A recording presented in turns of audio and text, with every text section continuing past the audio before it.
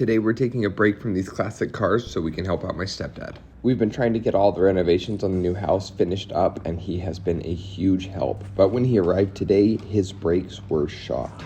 These are probably one of the worst brakes I have ever seen. You can see there's supposed to be an entire second section right there, but what happens is the caliper seizes and then it eats out that entire side just because it's pushing on the disc unevenly. When I pulled the wheel off, I realized that there was brake fluid all around the back of the tire, which means inherently that the caliper is leaking. So I have to get a caliper removed so we can inspect it. There's just 2 bolts that bolt this to the rear axle, and since we're changing out the caliper, I have to undo the brake line as well. Now, once this caliper is out of the way, you can see where all the problems came from. You can see how the pistons on the caliper have pushed completely out of their recesses, and so that is what caused this to seize and all the brake fluid to leak out of it. So now let's get this old rotor off so that we can inspect it as well, and you can see that is the back metal part of the rotor, which is absolutely insane. It just ate through this entire thing. So pulling out our brand new rotor, we're going to clean it off with brake parts cleaner because they always ship these with a little bit of oil on them so they don't rust, and we don't want to get that all over our brand new pads.